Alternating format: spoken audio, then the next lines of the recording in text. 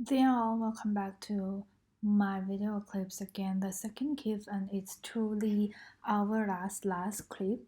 And I think that I should wrap up about the story again, like a synopsis for you to read it further and for your preparation for this final examination. Okay, I will begin with the synopsis of the Singaporean short story Deadline for Love.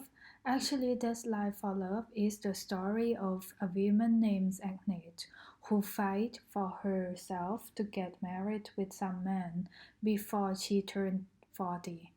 And because she want to escape from her parents' house and she really want to compete with her colleagues named Fiona because Agnes actually she is not beautiful, but she is intelligent, and she believes in her cleverness, and she fight with Fiona in the company and also in the lifestyles, and the key concept that Agnes want to fight with Fiona because actually Agnes wants to get married and she wants to buy a HDB house, the Housing Development Board in Singapore.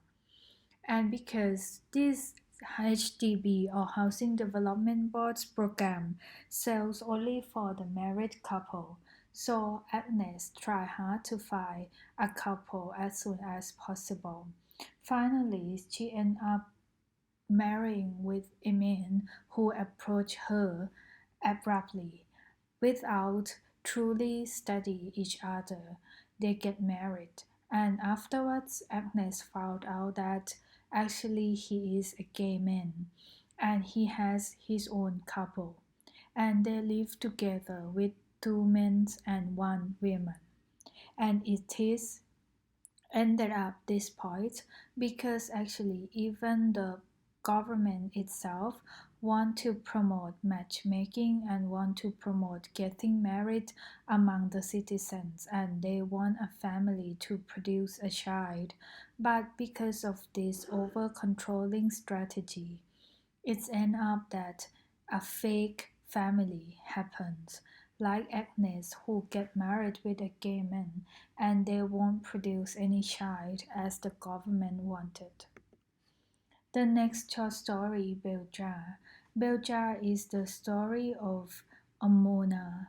Mona, who is a perfect housewife, she got married, she has two children and one dog. She lives in a rich household and she is a perfect daughter in law. But actually, Mona feels irritated of her own environmental and she feels irritated of serving everyone needs, even a pet, and she wants to escape from this country, from this trap, from this bell jar. So she attend the conference in Canada in order to escape the familiar needs. And when she reached Canada, she found a man, a foreign man, American man, who truly fell in love with her and tried to bring her out of this bell jar and tell her to escape with him. But finally, Mona decided to come back to Singapore because she can't avoid this trap and she can't face the social judgment of leaving her own family with a Westerners. So it is end up that Mona came back to this Belgia again. The next short story of Singapore, AP Velu.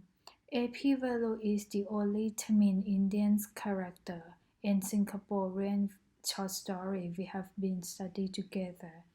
AP Velu is a Tamil Indian who once worked for a colonizer, Captain English colonizer, and he was truly obsessed with the Western culture and obsessed of typing English letter.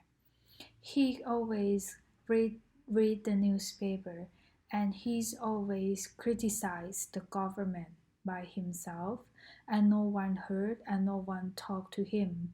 He even faced with the cultural bias from the Chinese racial group Everyone in the HDB Housing Development Board prevent their own child to play with Epivelu, except one child. She is imbecile, like the autistic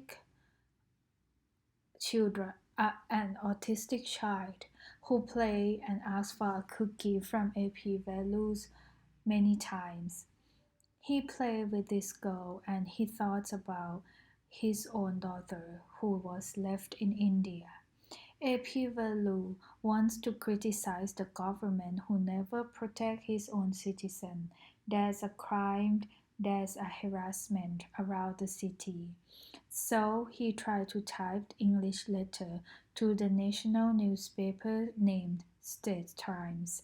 He even once types a letter in English to his own nephew to congratulate him because of his passing the GCE O-level examination from Cambridge University. But it is ended up that his nephew never replied back because he can't stand with his uncle wrong grammatical letters. And and AP Velu keeps on writing again and again to the national newspaper Straits Times, and finally he found out that Straits Times never published his letters because it is wrong in grammar. And when he came to the post office, he faced with the unrespectful post officer, and no one respect him because he is poor Tamil Indian lower class who seems uneducated, and no one respect him. So this short story criticized the government strategy were failed, such as the courtesy campaign, respect each other campaign, or even the multiracial living harmoniously in the HDB household is also failed. It is an update. AP Velo criticized that actually Singapore is not a true democratic country because no one heard about the lower class voices. Maraya. Maraya is the short story from Malaysian writer. Maraya is the story about a woman named Maraya who sells the breakfast at the food stall, the small food stall in the community. Especially her best meal is the nasi, nasi with the mixed curry. So everyone comes to her food stall for breakfast, especially men.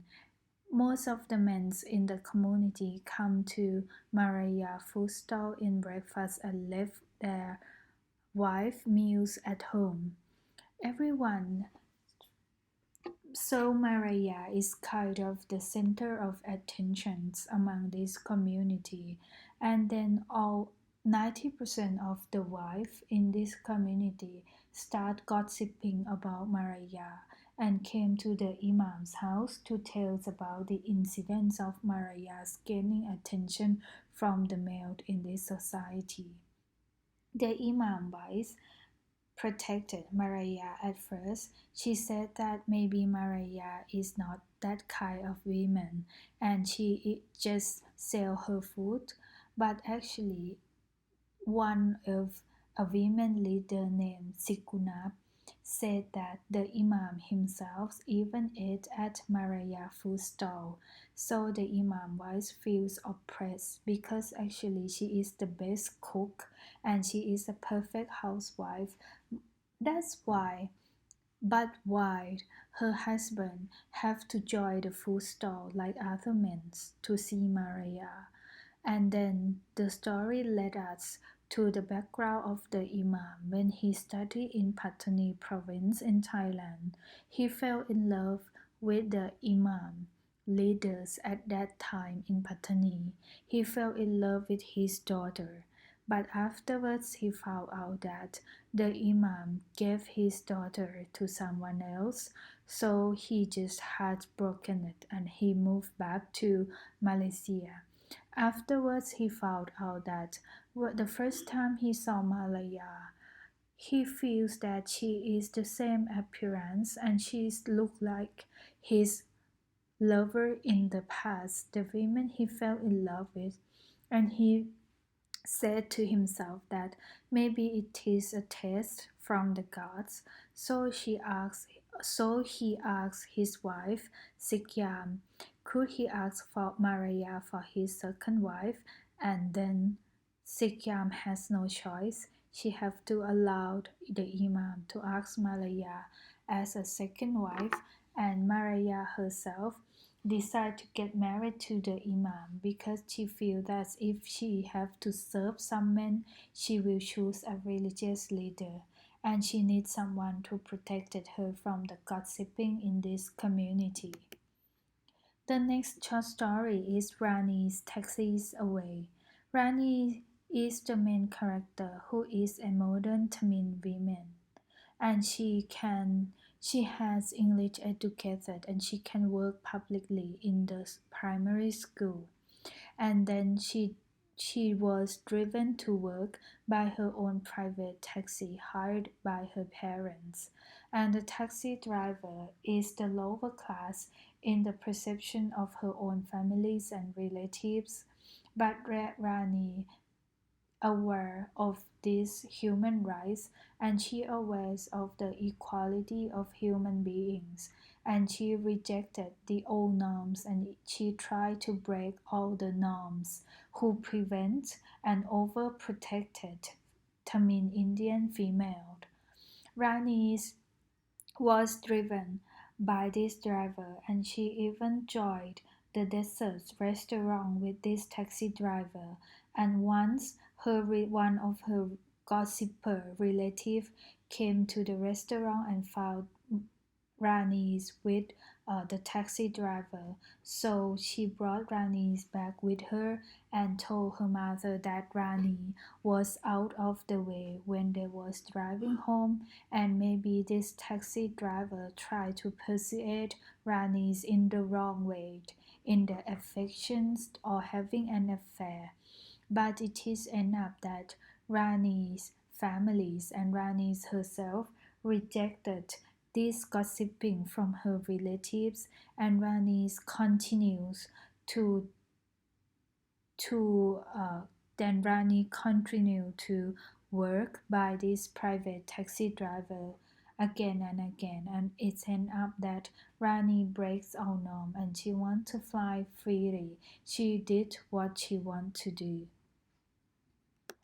Next, the neighbors. Neighbor is kind of the criticism short story about the modern Malaysian rich society, especially the high class people who keeps entertaining themselves with gossiping and intruding into others people's privacy.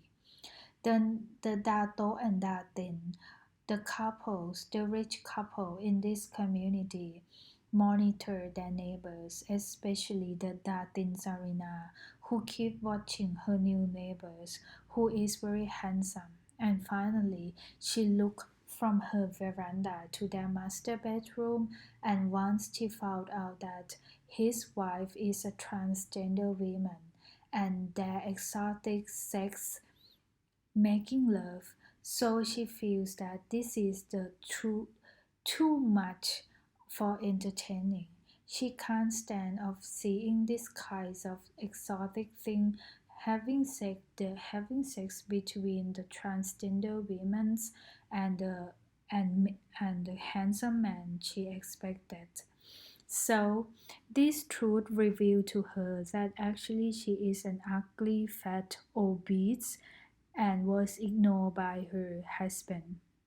And she feels that even it's none of her business of intruding to someone else's privacy. She is the parasite who entertaining herself with someone else's story. And then we come to the last part of the cards with the short story from Indonesia. The first short story is Damn, I Lost My Shoes in the Mosque.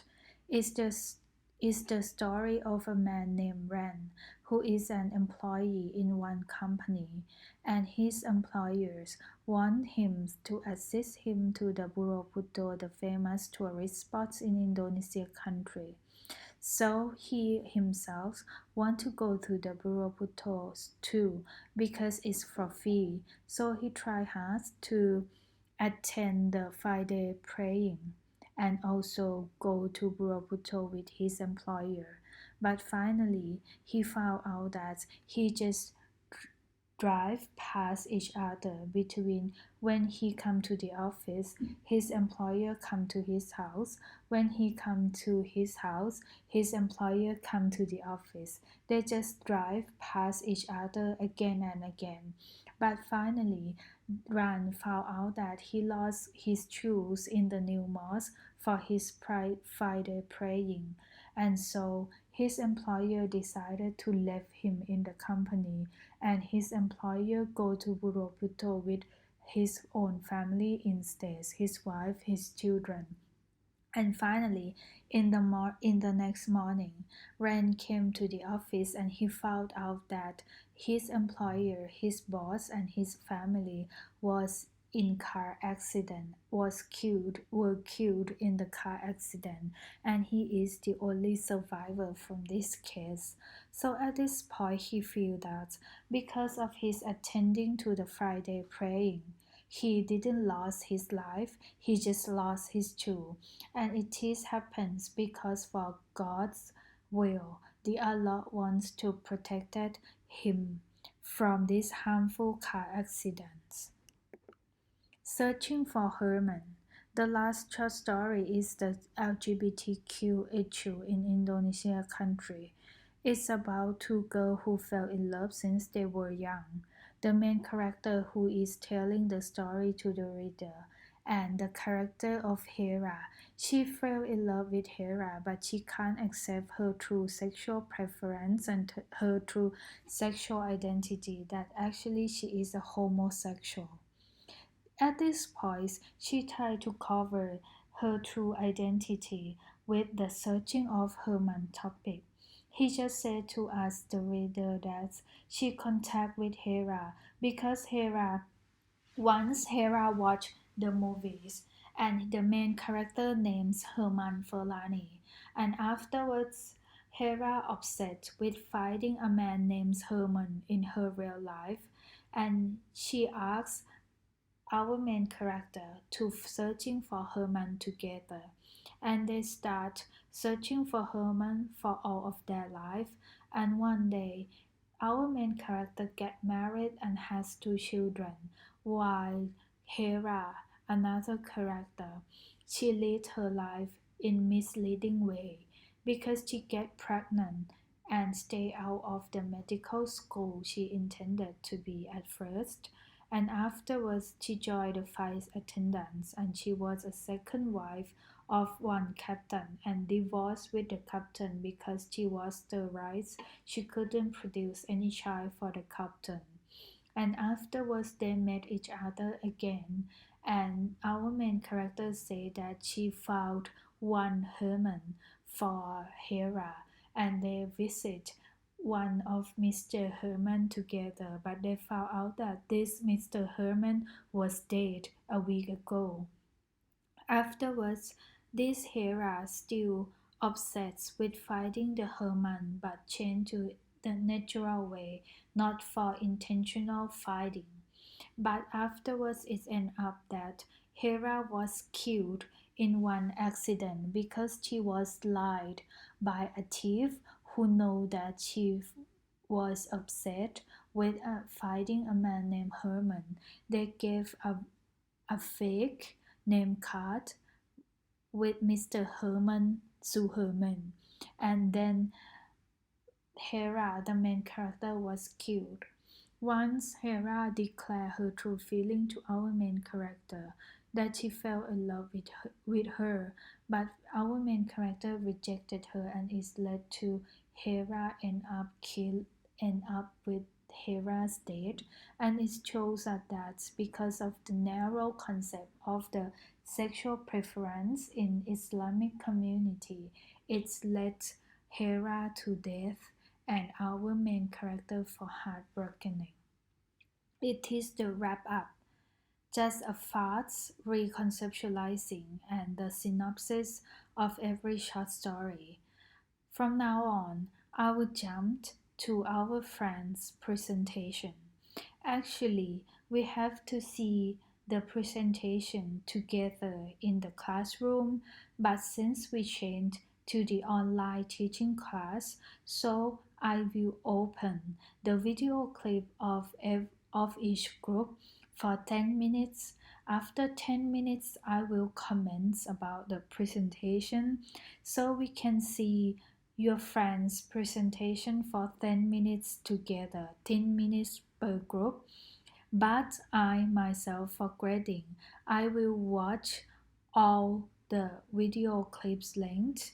I will watch the full version of the video clips before grading, but at this time, I want your friends to see your video clips together, what we have done for this video clip, and I am very, very thankful for your concentration on making this video clip for me and for your own presentation, and it is quite very interesting, so we have to see it together. Okay, let's begin with actually it's randomly, so let's begin with the first video clip from our friends. Let's see this one first for 10 minutes.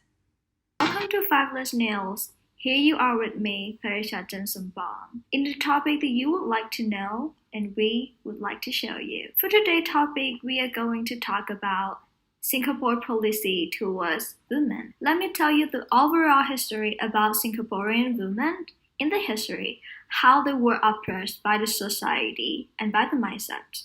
In the period after their independence, the state of Singapore has developed a good and strong governance inspired by the Confucius principle.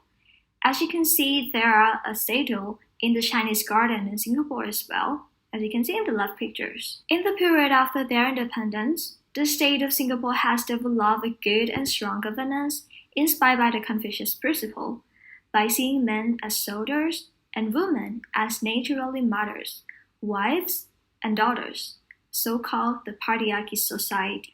Even though the role of women also plays a significant role in Singaporean society and economy, yet the marginalization from the patriarchal conceit made the women's achievements, voices, and even values have often been overlooked by the society. By all means, according to its patriarchal mindset, females were oppressed by the root cultures, norms, and even policy creating based on this logic. As they are servants who need to serve the male head of household, doing housework and childcare stuff, along with being one of the country's economic force, while men roles were only associated with the work and earning an income. In that way, it leads women in Singapore have long been denied equal respect and participation in societies because of the widespread and ingrained discriminatory attitudes toward gender. To be more explicit, here's an example of the problems that Singaporean women has been faces and struggle. The first one, women were expected to get married regardless of their achievement and ambitions. As I told you, the society sees women as a mother, a wife, and they put the value on the women, on they have to get married. If they were left out in the shelf, it means that there's a worthless in the society. The second one is the society throwing open women who want careers. In the Singaporean society, they see that women, they do not have to finding a job or the careers. All they have to do is just to doing the housework, the childcare, and that stuff. For the third one, the education of girls was seen as pointless. As I told you, in Singapore, women will see that they don't have to learn that much or study that much. For the fourth one, the prospects for women were limited, even worse for those who were uneducated. Women's voice always overlooked by the society. And it's even worse if you are a woman who are uneducated. The point number 5 is an idea of unfair economic earning power and job opportunity. Based on the statistic, the earning power, the salary that women can get are usually 20% lower than the men can get in the Singaporean society. Lastly, in point number 7, from the statistic, women pay tax more than men on the same product. Gender-based price discrimination whereby goods and services targeted at women are more expensive than similar goods and services for men, and this is called the pink tax. There are also many policies created by the Singaporean government under the patriarchal mindset, which leads the women in inequality and struggles. As I told you earlier, Kunfa Rashida Peganon will tell you about the policies that created by Singaporean government that oppress the women in Singapore. Thank you, Na. And next, I will describe more about the policy of Singapore at that time, and I will show you how the policy limit the freedom of Singaporean women. So let's begin. For the first policy is Stop at Two policy. And why this policy? It is because in 1920 to 1922, the cool birth rate began to rise from 22.1 to 23.1 per 1,000 less than. And why this birth rate began to rise? First, the baby boomer of the post-war year were getting married and beginning to have children of their own. Second, many people were still planning for a large family with at least 3 children. So the government decided to step up its family planning effort and revise the small family message, enhanced by previous family planning campaign. And the new message specified that couples, especially those who had lower education and those who formed the lower income group, that should not have more than 2 children.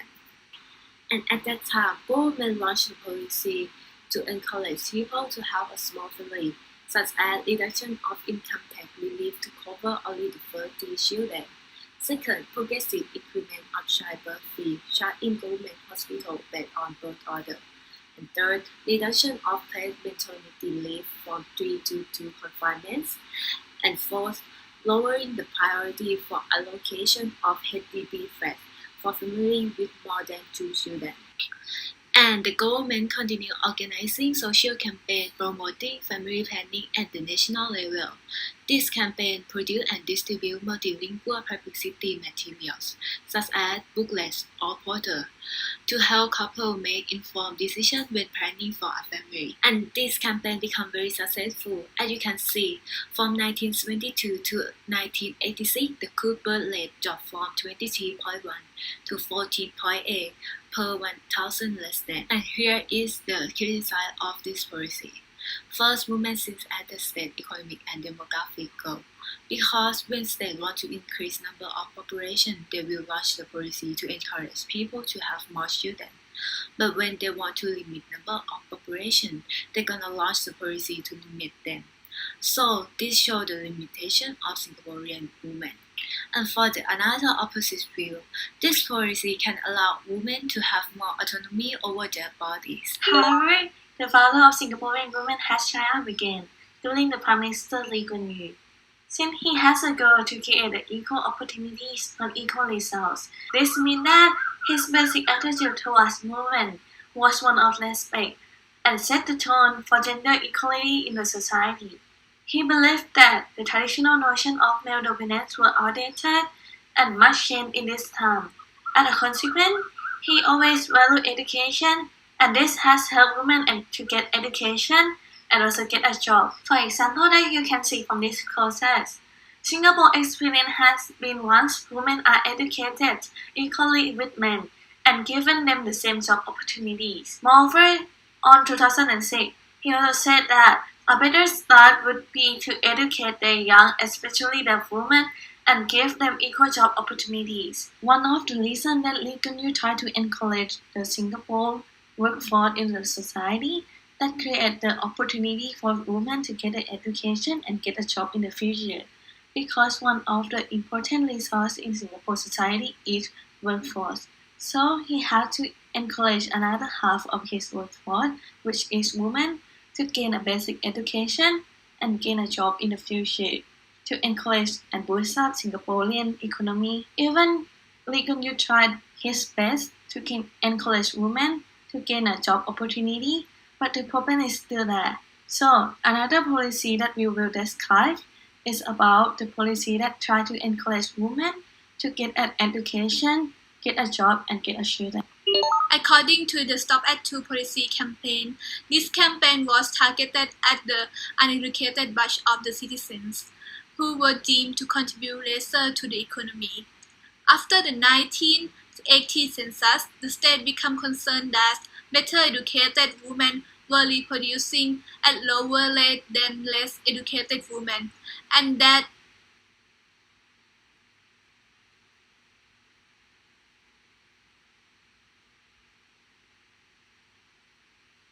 Okay, this is because graduate women in particular were limited. Okay, sorry for the internet interruption and internet problems of mine, but thank you for the first group of 5 leads. I do truly appreciate with their presentation, especially the breakdown of Confucianism in Singaporean gender inequality background and also the attitudes of Mr. Lee Kuan Yew, the forefather of Singapore. And we can see that most of the policy affect directly to the Singaporean women, as we found out in the short story Bell Jar and the deadline for love. And when you answer the final examination, you can also use these kinds of information to support why the men's character Agnes and the men's character Mona in these 2 short stories have to face with the problem, such as in Belgium. Mona faced with the problem. She was pulled between the economic force and the perfect housewife because Singaporean government want to increase the economic power and the workforce. Okay, and then I will move to the next group of the Indian colonizations. Okay, let's see. For 10 minutes. Okay, our group will present about the Indonesians under the colonizations. Let's see. And this is the contents of our presentations. We begin with the overview of the background of Indonesians and then pre-colonization period and during colonization period, and the last one is post-colonization period. The first one is pre-colonization period. I will talk a bit of background of Indonesians. Indonesia's or Republic of Indonesia is a country in South Asia and Oceania between the Indian and Pacific Oceans with over 267 million people. It is the world's 4th most populous country as well as the most populous Muslim majority country. And Indonesia consists of thousands of islands stretching from the Asian mainland into the Pacific Ocean. We can divide Indonesia into 8 regions, and each of these regions possesses a distinct history and culture. The original inhabitants of Indonesia were animists. An animist is a person who believes that every object has a soul or life force. People from India and Burma began to migrate into the Indonesia 2,000 years ago. They were followed by people from China and Indochina. The Indonesian archipelago had abundant natural resources, which made it attractive to foreigners. Spices like clove, nutmeg, and mace, which were very rare at the time, and also brought traders to the archipelago.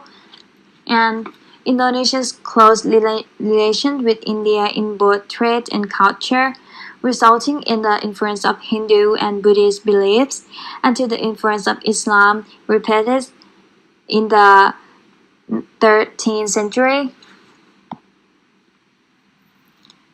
Hindu influence in Indonesia. Statues and inscriptions found across Indonesia show the influence of Hinduism and Buddhism on Indonesian culture over 15,000 years ago.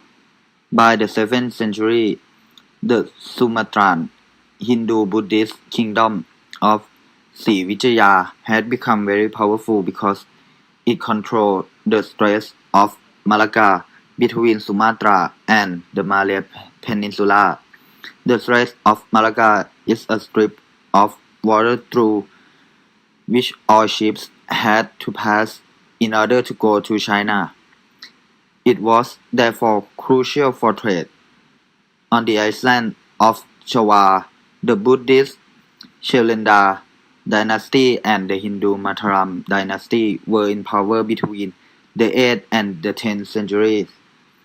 This dynasty built the magnificent temples of Borobuddha and Prambanan. And Islam in Indonesia. Islam arrived in Indonesia by way of the trade route to China and the East. It first established itself in North Sumatra. The people of Indonesia at the time were Hindus or Buddhists with underlying animist belief. As with Hinduism and Buddhism, they incorporate aspects of Islam into their life. As a result, Indonesian Islam today is very different from the more orthodox Islam found in parts of the Middle East. Indonesia during under colonization period. Let's see Indonesia colonial history. Europeans were attracted to Indonesia by valuable spice brought there. The first Europeans to visit Indonesia were the Portuguese, about 400 years ago. The first Dutch trader arrived in Java. The Dutch government created the trade company called the VOC to unite and strengthen merchants in the competition with the Spanish and Portuguese. After gaining control of shipping in the area, the Dutch destroyed cloth and nutmeg plantation to restrict production and raise the world price of this valuable spice. This control was crucial to information of the Dutch East Indies and the new colony come to be called. In 1830, the Dutch began to force Javanese peasants to produce particular crops suitable for European market, including coffee, indigo, and sugarcane.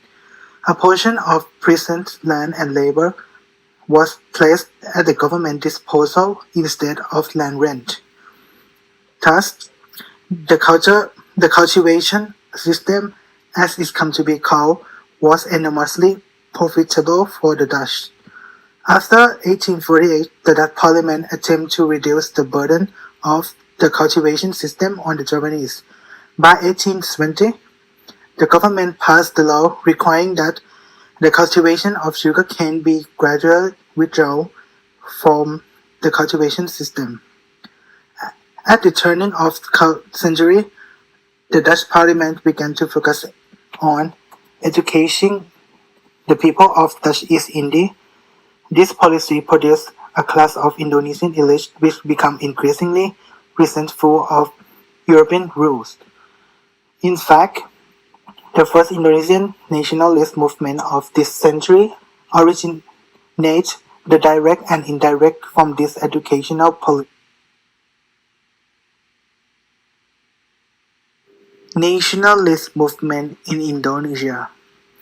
The first truly mass movement in Indonesia was the Sarekat Islam or Islamic Association.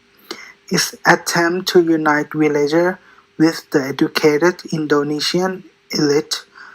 The PNI was established in 1927 with the object of achieving Indonesian independence. This party was led by Sukarno, who was to become the first president of independent Indonesia. A lot of voices were heard in the Netherlands to reject the cultivation system and support a more liberal approach for foreign enterprise. This rejection of the cultivation system was both for human and for economic motive. Around 1817, that liberal has won the battle in the Dutch parliament and successfully eliminated some of characteristic features of the cultivation system, such as the cultivation percentage and the compulsory use of land and labor for export crop. This liberal paved the way for the introduction of a new period in Indonesian history, known as the liberal period. This period is marked by a huge influence of private capitalism on colonial policy in the Dutch Indies. The colonial state now more or less played the role of supervisor in relation between Western enterprise and the rural Javanese population, although liberals claimed that the benefit of economic growth would trickle down to the local level. Javanese farmers suffering from hunger, famine, and epidemic were just as common as under the cultivation system. The 19th century is also known as the century in which the Dutch made substantial geographical expansion in the archipelago, driven by the new imperialism mentality. European nations were competing for colonial outside the European continent for both economic motive and status. In this slide, two names stand out as being architects of the new Dutch colonial state in Indonesia. First, Herman William Dandel, Governor-General from the French occupation of Holland, and second, British Lieutenant Sir Stamford Raffles, Governor-General from British occupation of Java. Dandel reorganized the central and regional colonial administration by dividing Java into districts, each one headed by a European civil servant who was directly subordinate to the Governor-General in Batavia.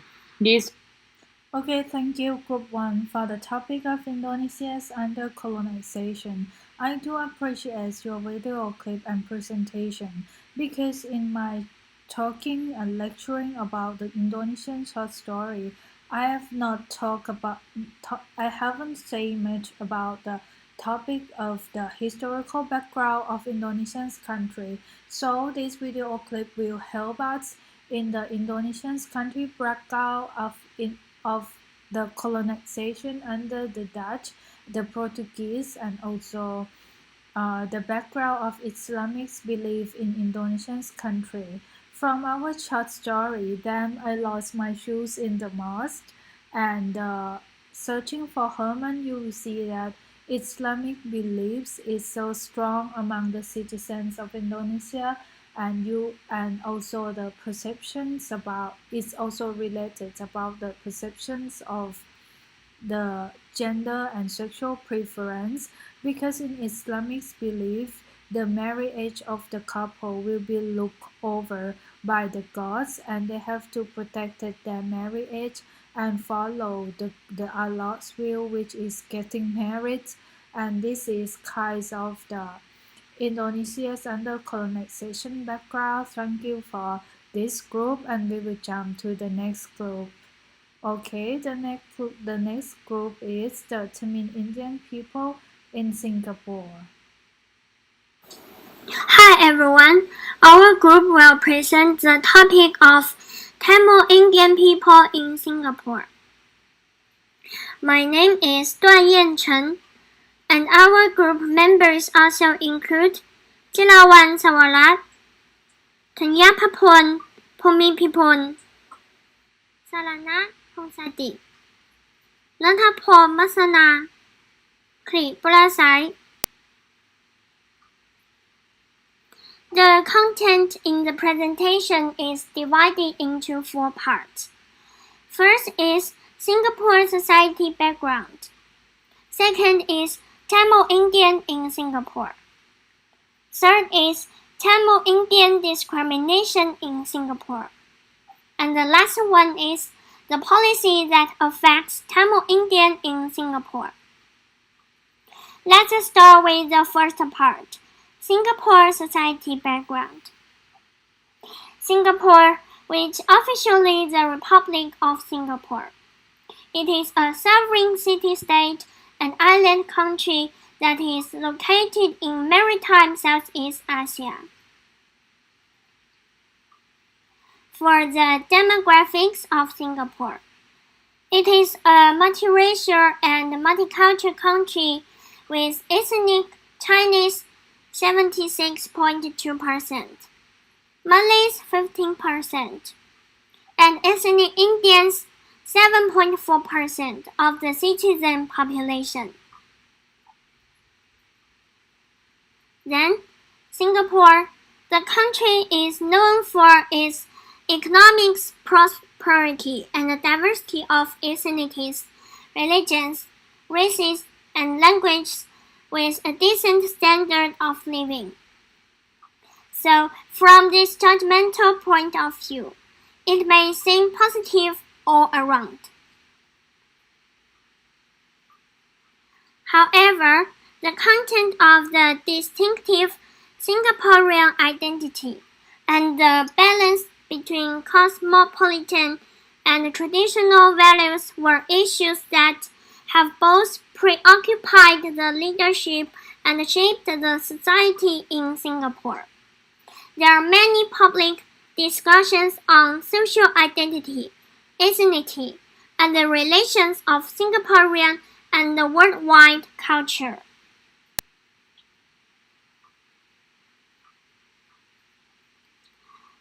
So, in this presentation, we would like to put the scope of Tamil Indian in Singapore's status in Singapore through the Tamil Indians' discrimination and the policy that affects Tamil Indians in Singapore.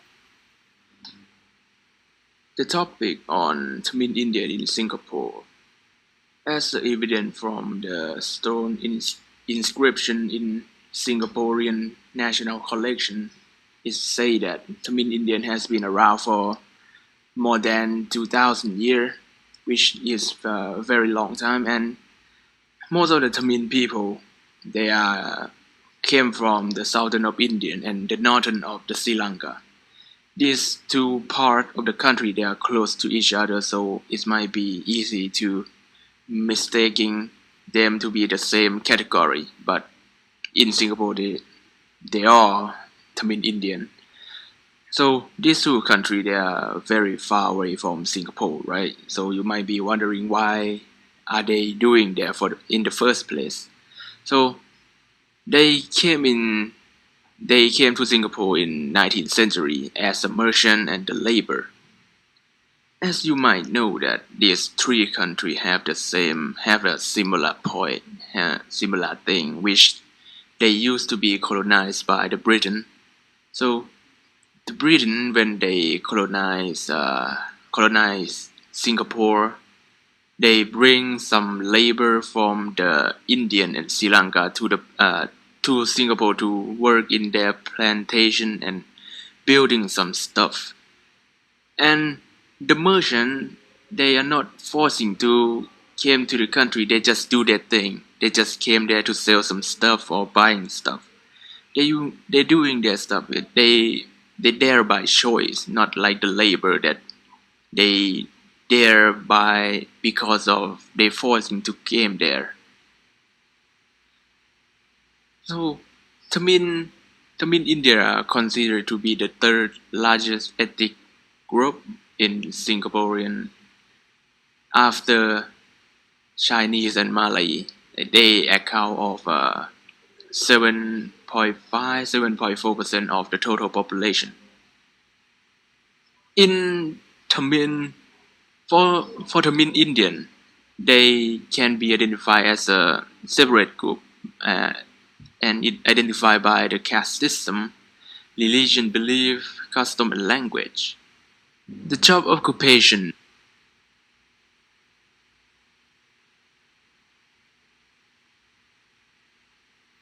Okay, sorry for my internet problem again.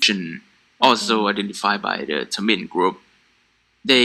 Which group they are not have the same occupation, mostly of course. Like the Muslim Tamil, they work as a shopkeeper to retailer. Tamil coolie is considered to be a low skilled worker, and they in the lower class of the caste system. So they do most of the hard work, like work in the train station or the dock. Tamil Chati, they mostly work as a money lender, financial stuff, trading, and the Sri Lanka Tamil. This group is I would say it's the upper class of the caste system and very intellectual. They usually work as a teacher, the doctor, and administrator. And they are one of the first group that teach English in Singapore. So as you might know that Singapore is a Chinese dominant society. So the minority group like Tamil Indian or Indian in general, they face the discrimination in Singapore. And I bring up three type of discrimination that happen. So the first discrimination is job advertisement. So in most of the company, they are requiring the Mandarin speaker or the people who can speak Chinese because of there are many customers that are Chinese than other people like Malay or Indian. So Chinese is essential for them to get a job. And most of the company they prefer to hire the Chinese than the Indian because as you know that it's a Chinese dominant society. So most of the company owners are Chinese and they want to work with someone similar to them or speak on the same language as them, which India is not because they speak Indian, speak Tamil, speak English, whatever they speak is not Chinese or Mandarin. You cannot get the job. And that is the first one. So the second one is media representation in the newspaper or television, whatever. So the have a stereotype against them, describe them as ugly and dirty and the bad news, and represent being Indian must have a tough life. So it's like building a bad image against Tamil people. This one might seem small, but it leads to the next discrimination, which is xenophobia, or in another word is racism. Xenophobia is just a fancy word. So some of the apartment they are not allowing Tamil people to lending their apartment. They are the rule called no Indians rule. It's like they blocking them from enter their apartment because of the bad image of them. It might be ugly, I don't know, or maybe dirty. It's just something that media create to go against the Tamil people. And the word Tamil, it can be used as an insulting word. If you call it to use mean to call another people or another Indian group, it's like in a bad way. It's like an insulting word. It's not feel that good. This point also seem a little pity, but can indicate that Tamil people has been discriminated in maybe every aspect of their life during their stay in. Thank you. This Group A for Tamil Indian people in Singapore topic. Actually, it is very beneficial for us or benefits us with the discussion in the short story of AP value in Singapore because of the thing they explains to us is the things happens to our main character AP value. And due to this background of Tamil Indian information from this group, you guys can see the importance of Tamil Indian group in Singapore. They share their experience and they are one of Singaporean citizens, but not they were disrespected nowadays and they was looked down on nowadays. So it can be the true ideal multiracial community until now they still have the cultural bias towards Tamil Indian people. So you can relate this information with the discussion of the short story AP value from Singaporean short story. Okay, and then we finish 3 groups okay, and then we will move back to our next group. Okay, I will begin with the Peranakan group and I will open the video clips.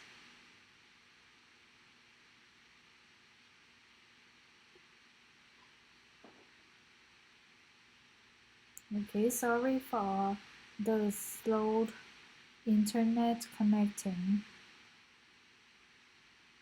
We have to wait for a bit.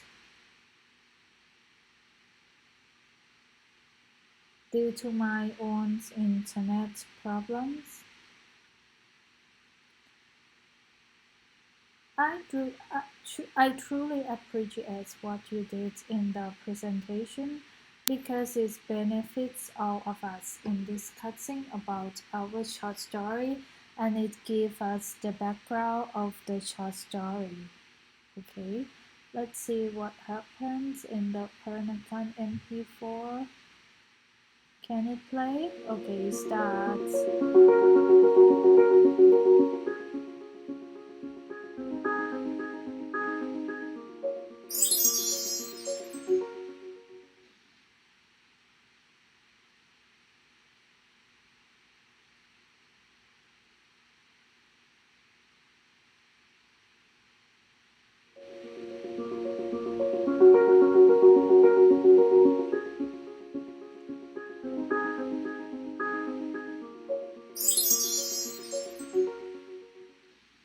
The ancestor of most. Okay, I feel sorry for my bad internet connection. So let's start again and again. So let's see.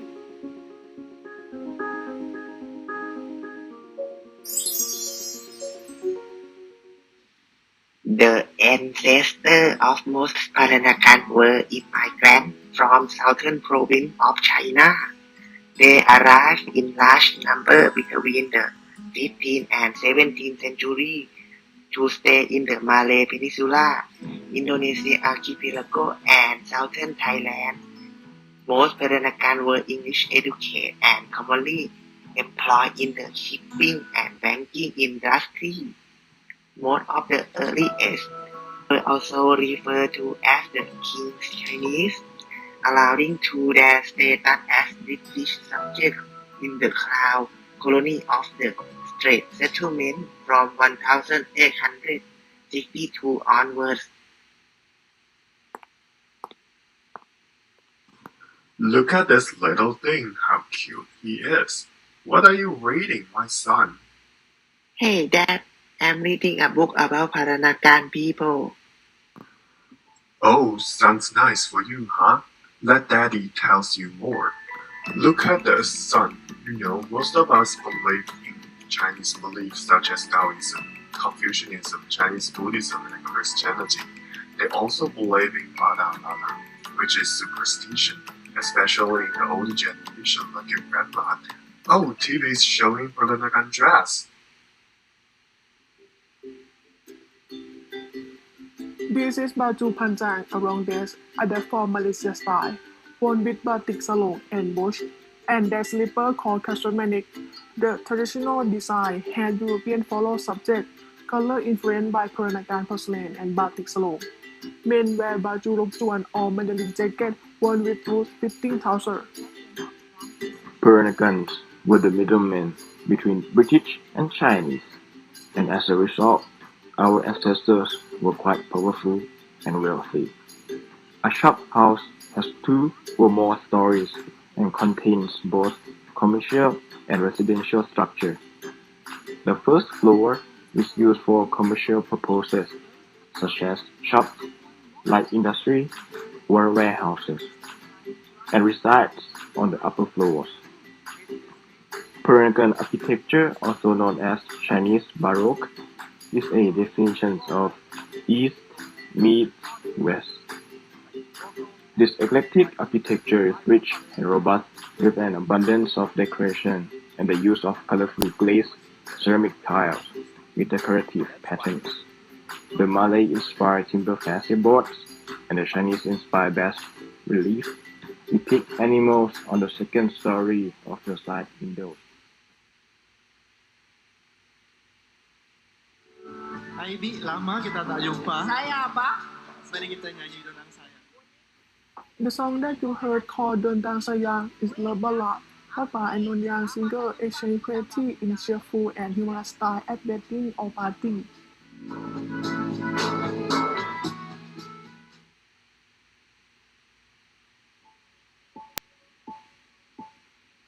Peranakan people are talented in different languages. My job requires me to be a trilingual person. Peranakan people use different languages in their workplaces. The older generation can speak Peranakan Malay, but the younger generation usually speaks Chinese and English. Unfortunately, Baba or Peranakan Malay contains Hokkien words, which have been fading away.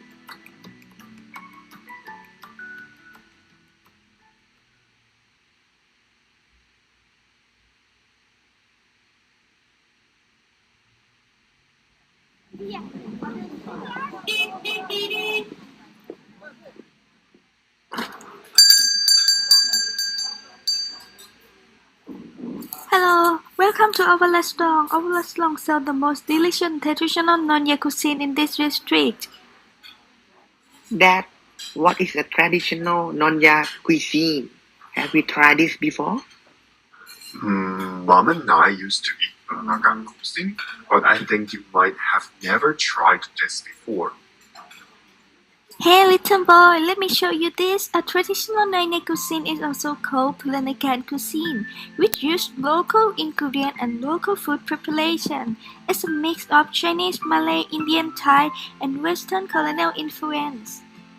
And what makes Peranakan cuisine different from other cuisine? Well, Peranakan food has ingredients of Malay spice such as belacan or diced fermented shrimp paste. In Limua, pulut is a coffee lime leaf, and Chinese ingredients like pork and cream cheese. It sounds like food for elders. Take it easy, kid. I believe that one day you're gonna love this kind of food.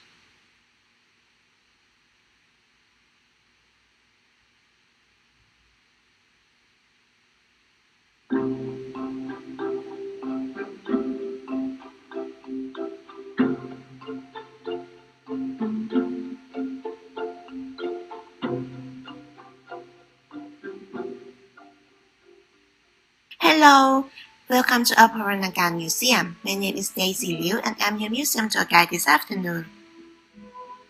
Miss Liu, is it true that Peranakan culture is gone? I wouldn't say that, little boy. Peranakan culture is not gone, but it's just being transformed. However, it is true that their existence has started to disappear in the past decades, and there are 4 major factors contributing to this change. First is the outside influences. Peranakan ways of life have been disrupted by globalization and modernism. Second is the Japanese occupation. The Japanese invaded the Malay Peninsula in 1941 to 1942, and during this time, many of Peranakan were killed. Third is the Peranakan culture itself. Peranakan crafts are very difficult to learn and it is time-consuming due to its complexity of details. They can only be made by hand, so the younger generation may find it hard to continue and learn to do the Peranakan crafts. And fourth, the Peranakan community is not expanding. There was a trend in 1970s that Peranakan often married with other Chinese groups, like the Hokkiens, Datus, and Hakkas. This trend continued up until present days. So the population of Peranakan, or the straight-born Chinese who have local Malay blood, is not increasing. And now, let's hear more from the expert about this topic. So I would say Peranakan is not gone. It's actually, integral part of Singaporean culture, Singaporean values.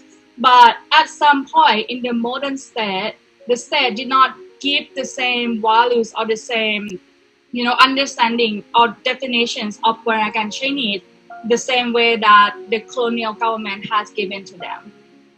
And it depends whether state going to highlight this value in which way. For example, when they want to highlight these values at Peranakan in the part of tourism sector, they say we have Peranakan museum, we have Peranakan place, we have Peranakan culture, something that they could be sell, something that they could promote in Singapore. Singaporean state are still consider Peranakan as a important value or set of value, as Singaporean has defined themselves as multicultural society. But I would say those Peranakan culture, the small element that has represented inside Singapore, had been largely ignored from the reality. So you could see nowadays, if you look at the official categories of Singaporean people, you might see CNIO, which is Chinese, Malay, Indian, and others. They are not category that saying Peranakan is there.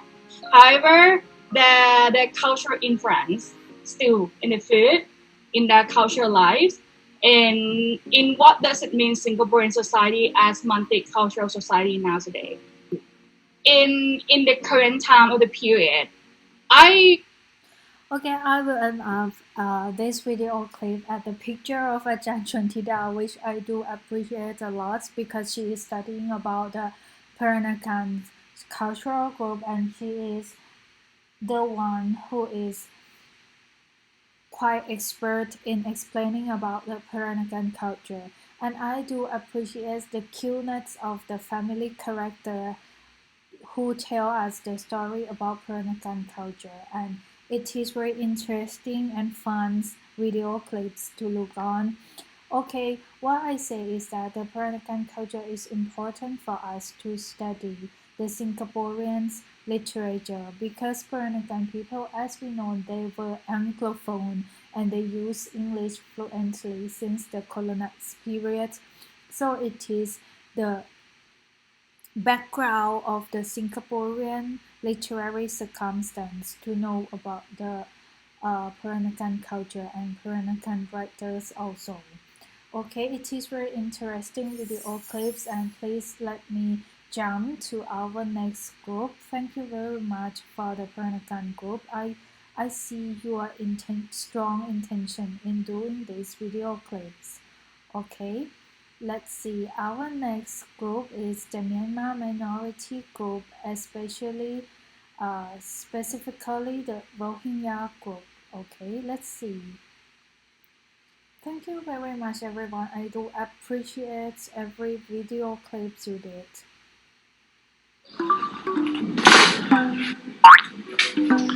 Hi guys, or let's say Mingalaba. I hope you guys doing safe and healthy.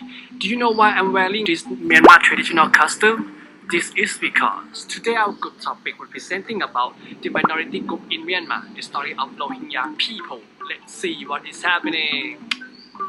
So I will explain about who are Burma minority groups. More than 40% of people living in Burma belong to one of the military ruled nation's different minority groups. The government recognizes 8 distinct ethnic groups with thousands of subgroups but refuses to acknowledge others. First one is the Karenni, are a branch of the Karen ethnic groups. Second, the Kachin, originally thought to have come from Tibet, encompass several smaller ethnic subgroups.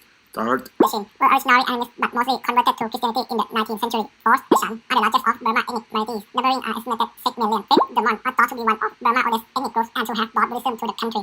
Sixth, the Karen, Burma's second largest ethnic minority, fought alongside the British against Japan in World War II.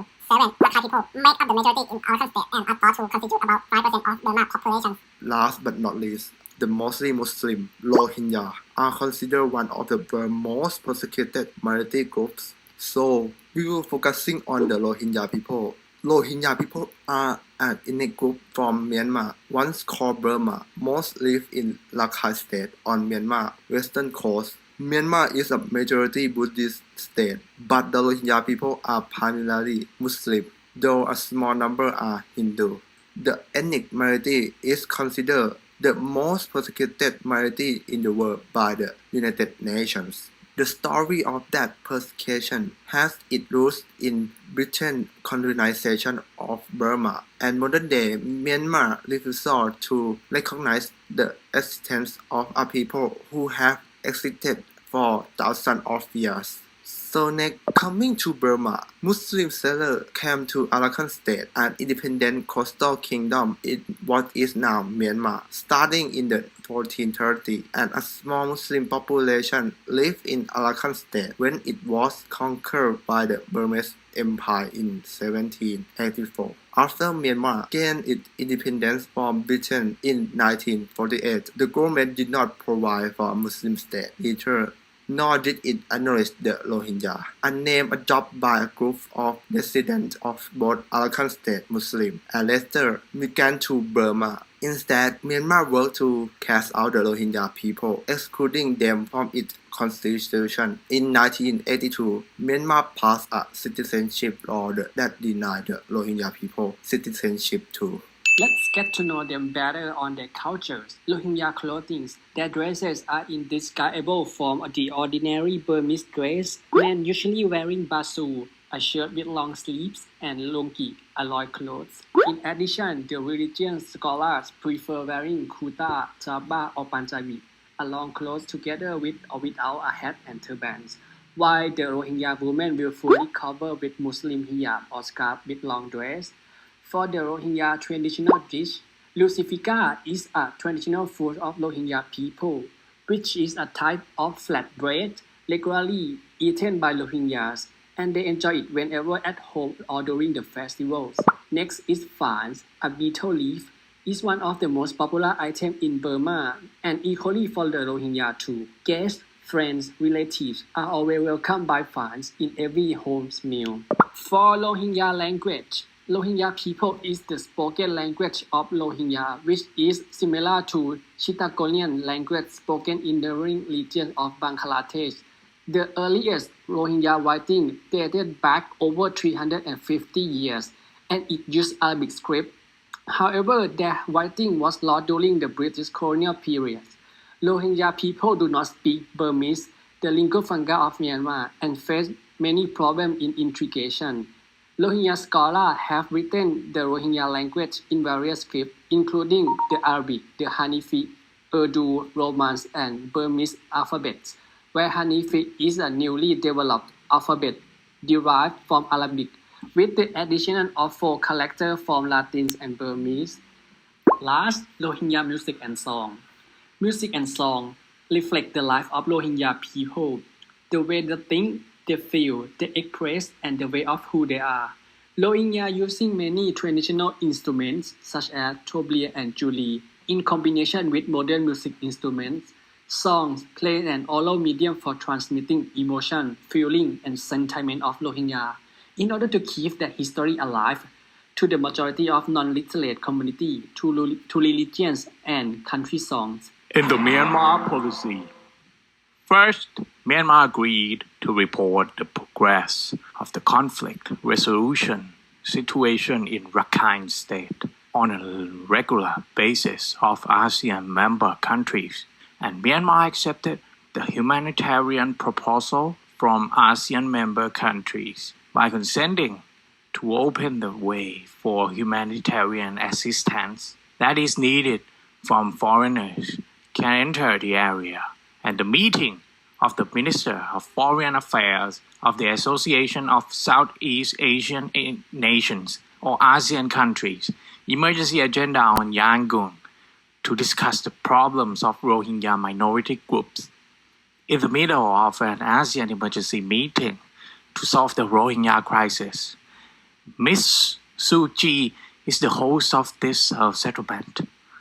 By Fresh News, 2016, the discussion on the forum of the 10 foreign ministers from ASEAN countries has resolved the solution of the violence in Myanmar's Rakhine State. The Myanmar agreed to report all of the progress of the conflict resolution situation in Rakhine State. On regular basis of ASEAN member countries, and Myanmar accepted the humanitarian proposal from ASEAN member countries by consenting to open the way for humanitarian assistance that is needed by foreigners to enter the area. The second one, Myanmar encouraged foreigners to help instead of the government of Myanmar. However, the meeting did not cause a substantial change for the Rohingya people in Myanmar. Okay, thank you very much for the groups on the Myanmar minority group, especially the Rohingya group. This is the effect and the related information to our novel we study pre-midterm examinations, The Road to One Thing, about the Myanmar minority group. This information will show us that there's not only the Burmese tribal groups in Myanmar, but actually there were the varieties of tribal groups in Myanmar, Karen, Kachin, Chan, and especially the Muslim group of Rohingya, which it is still the problematic tribal groups nowadays. Okay, it is very beneficial to us, and it is very interesting, and I adore and appreciate your creativity and presenting the information to us.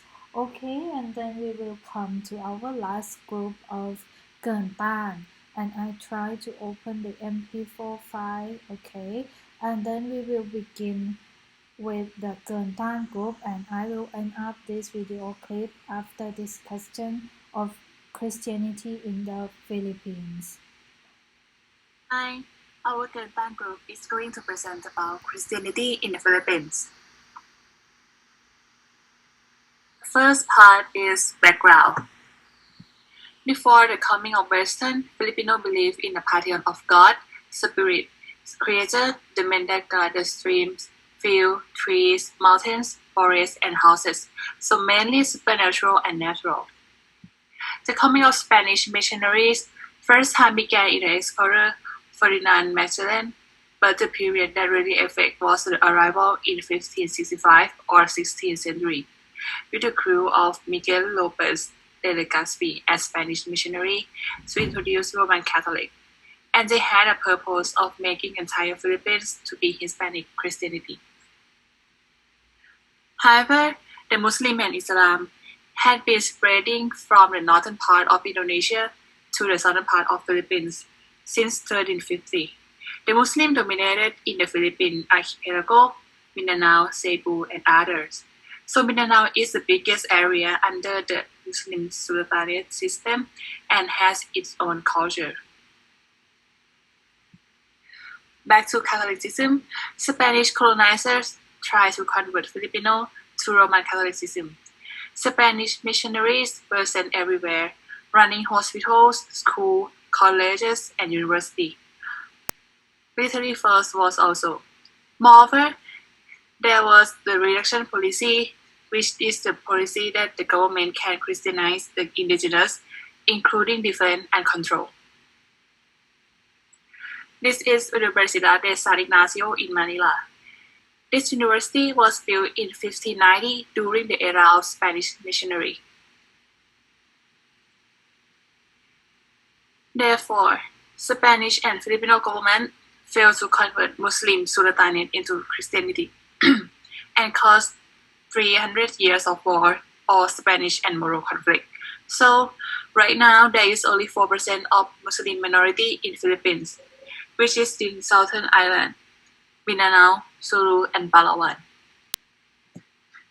Anyways, there was another wave of American missionary. They came to introduce Protestant Christian in 19th century.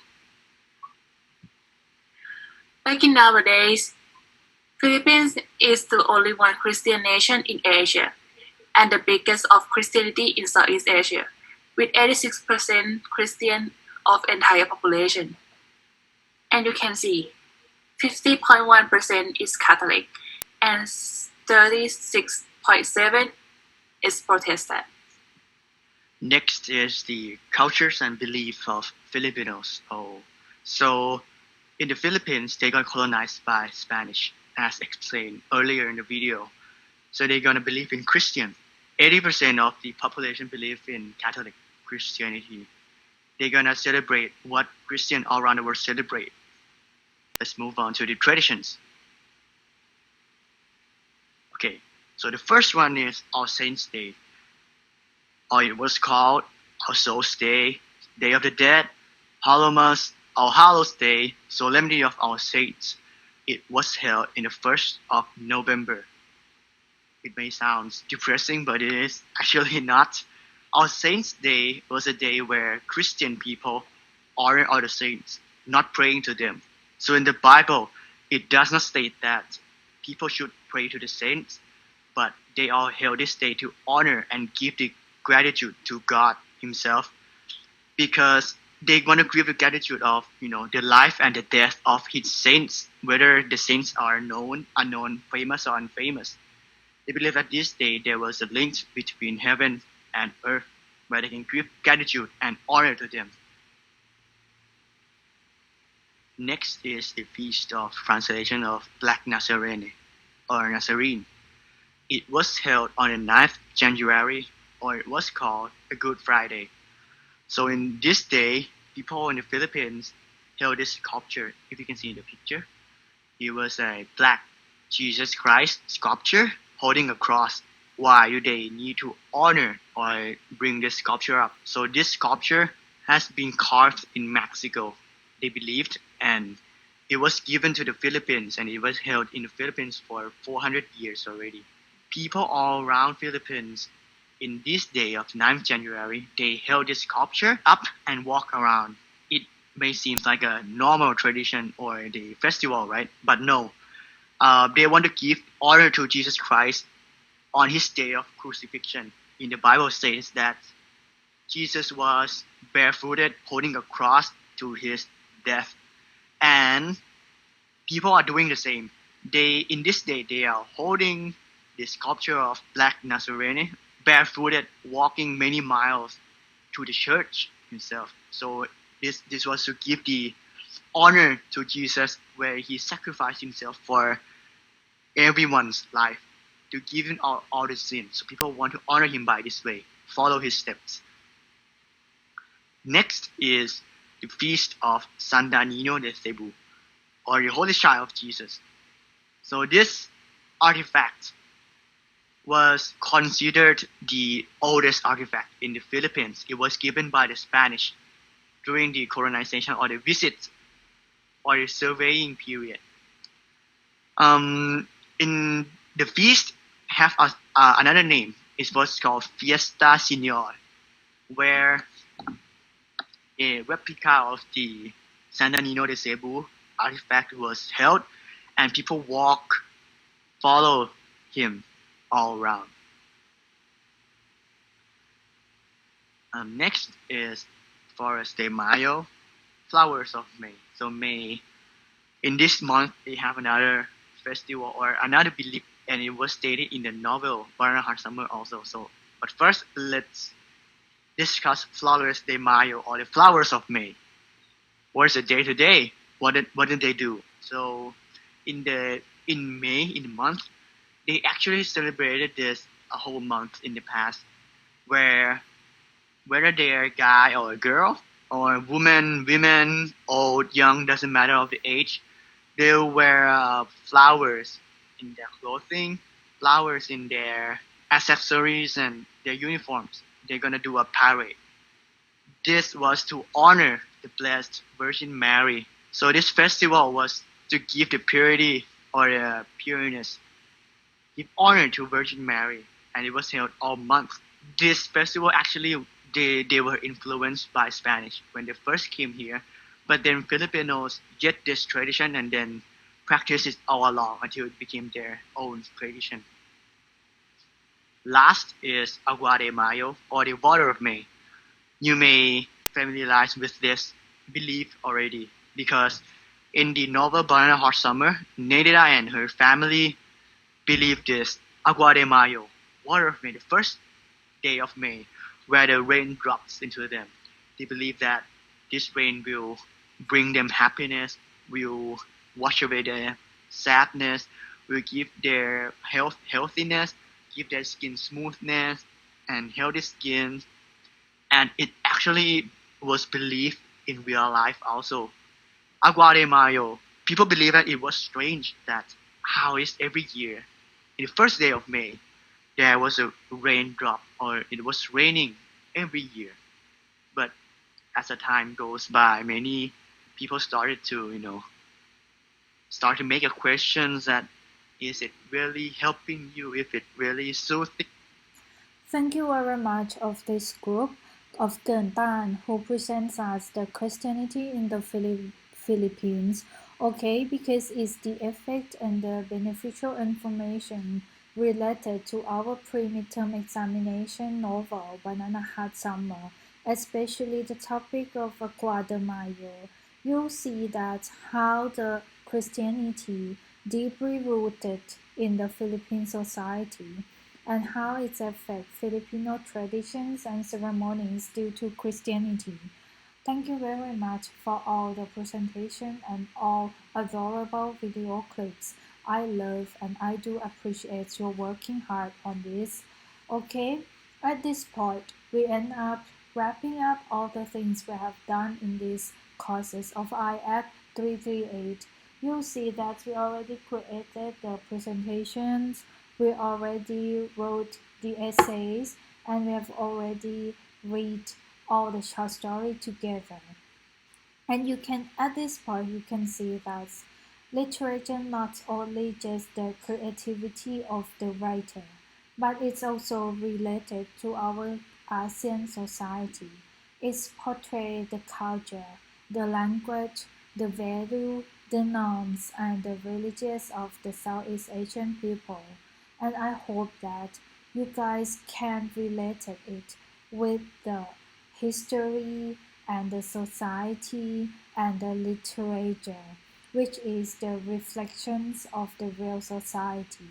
And you can link it together as a historian, as a Southeast Asian scholar in the future. Okay, I will finish my course at this point, and I thank you and deeply gratitude for you guys who study hard at my course and who pay me a lot of attention on this course, and I wish you all the very best and very good luck for your examination next week. Thank you guys.